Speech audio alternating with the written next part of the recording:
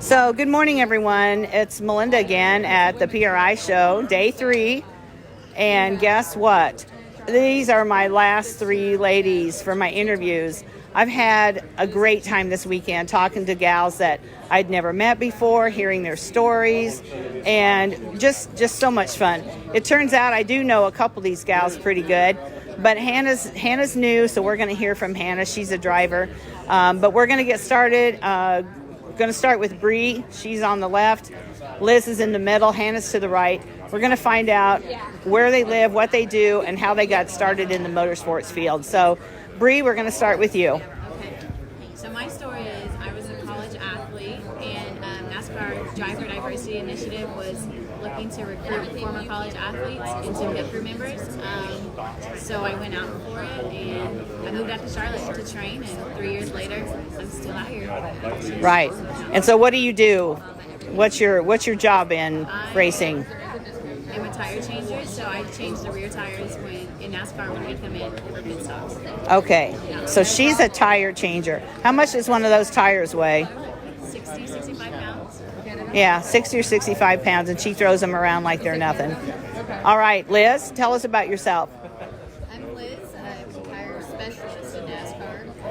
I've been doing it for about 8 years, and my job is anything involving the tires. So I do all the stagger, the pressures, the rollouts, I put them in sets, I deal with the crew chief, make sure he's happy, make sure the tires go in the right place on the car, make sure my pit crew gets tires in the right location. That's important, right? We saw that at the last Cup race. Yeah. And where did you originally live, and where do you live now? I grew up in Lake Tahoe, California, and when I turned 18, I moved 2,200 miles away to move to Charlotte, North Carolina, and that's where I've been for the past 12 and a half years. So she left her family behind at the age of 18, not because she wasn't happy with her family, but because she had a goal and she knew what she wanted to do, and she went for it. And now she's a tire specialist for NASCAR, so pretty cool. Hannah, tell us about yourself. Alright, so I actually got into racing through my dad. My dad used to race motorcycles, the whole 1000 type of stuff. And when I was born, I wanted to get into racing after 3 years. And my dad decided no motorcycles because they're very, very dangerous. So I got into go-karts, and I did that for about 10 years. And then for the last 4 years, I've been racing spec city, and now I'm trying to go open-wheel racing. Very cool. Very cool. And how old are you, Hannah? 19. So still very young. All right. So, Bree, what do you like most about your job?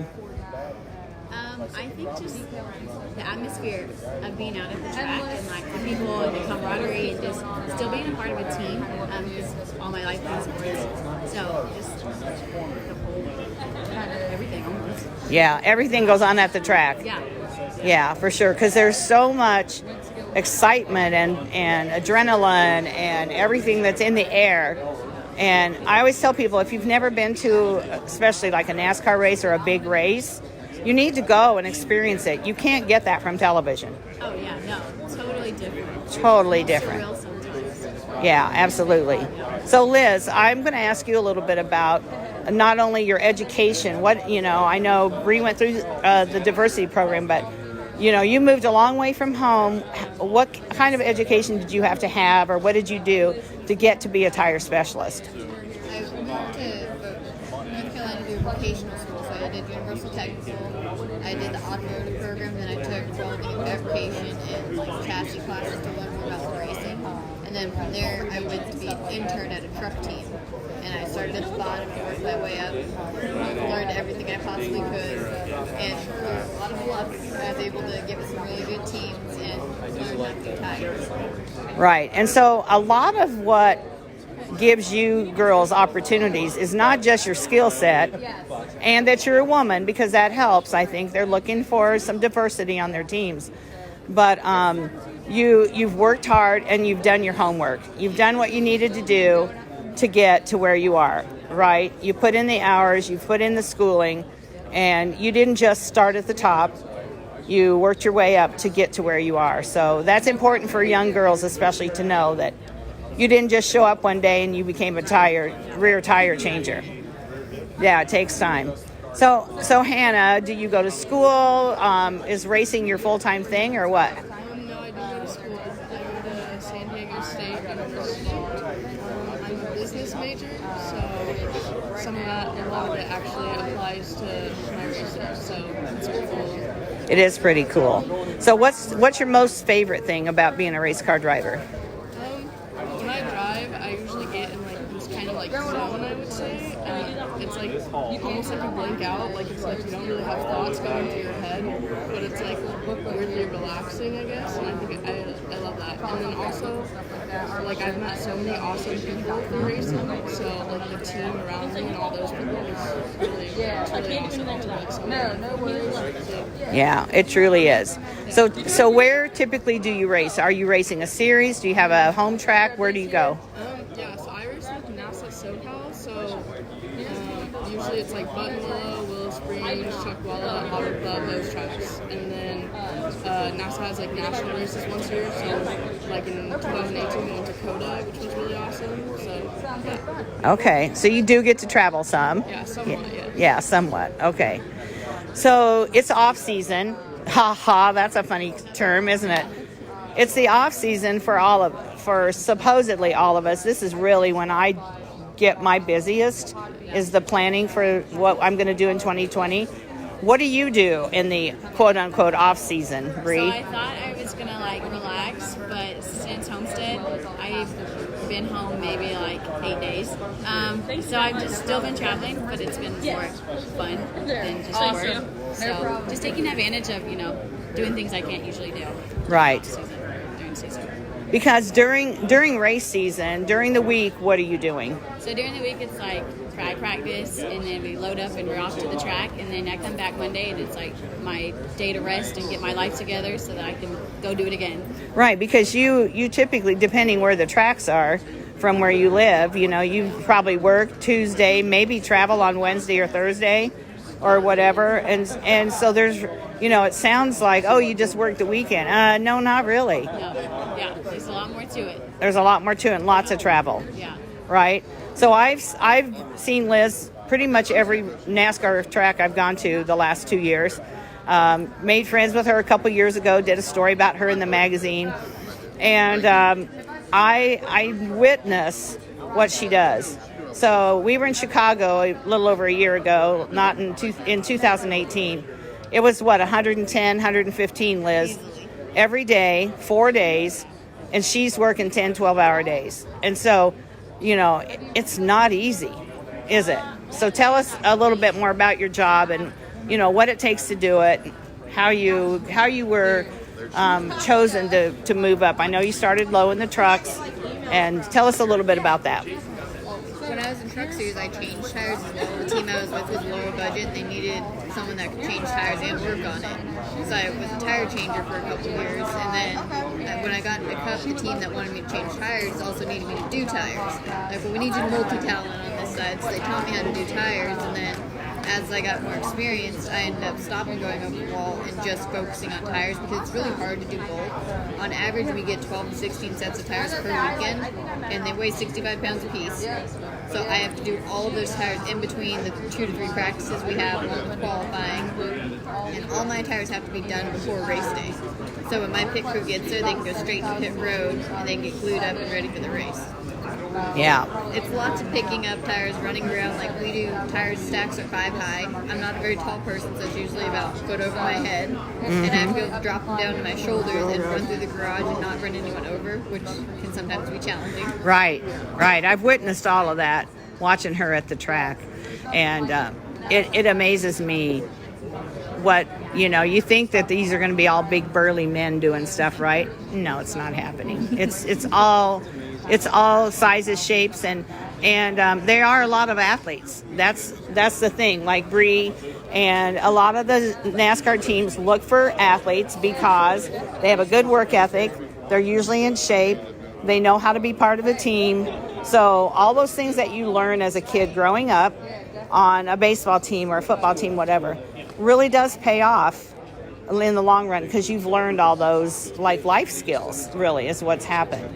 So, Liz, what's your favorite part of the job? My favorite favorite parts are probably the fans and watching our performance. I love getting to meet all the girls at the track. I have a lot of little girls that come up to me and introduce themselves and just are fascinated with what I do because they don't see a lot of girls in the cover garage. Aside from me, there's 2 other engineers, and there's Bree and 1 other female tire changer, and that's all that you would see in the cover garage outside of marketing people.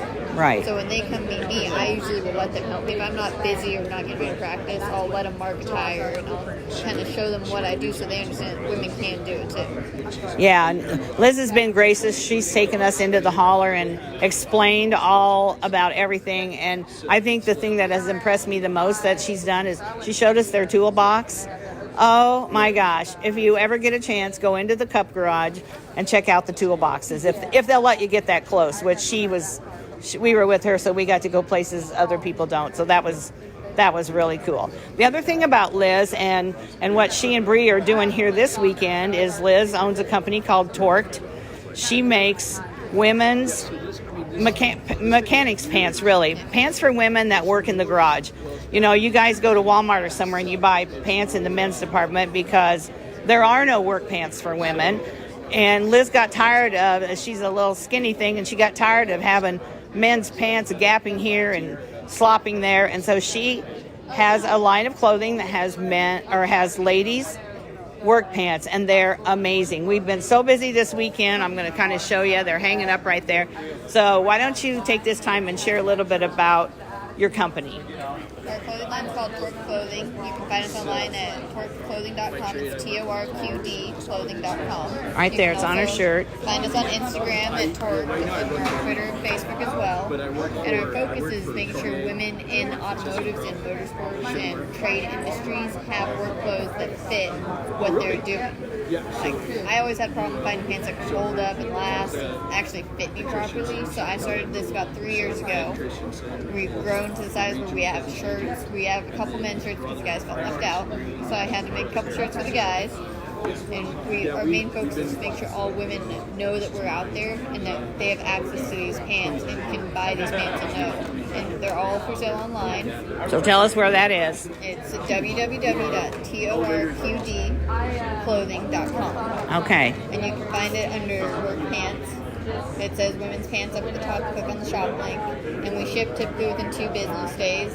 Sometimes longer. If you see something on there that isn't in your size, feel free to contact us. We always are able to accommodate everything. And if there's a shirt that you see that might not be in the color you want, always let us know. If you want one in a specific race team color to match your car, we can usually accommodate that as well. Okay. So it's really, if you gals are out there watching this, really check it out. She's reached a lot of women this weekend because they're here looking for pants that are comfortable, and it's the only place I've seen that does the pants. And so it's a good company to check out. Liz is a great gal. Bree's here helping.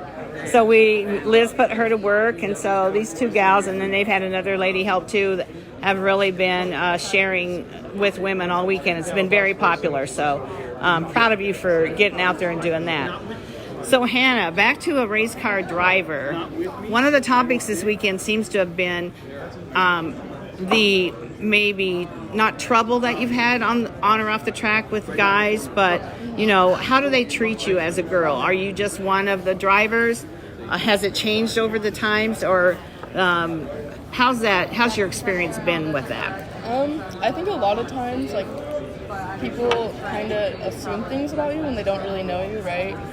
They kind of just look at you and will assume, like, maybe not the greatest. I just find that a lot of times you kind of have to prove yourself a lot more than, like, normally a man would have to. Right. But usually once you, like, prove yourself and you establish that, then it's, like, normally it's pretty normal after that. Yeah. But it's just that initial, like, having to prove yourself. Right. It's different.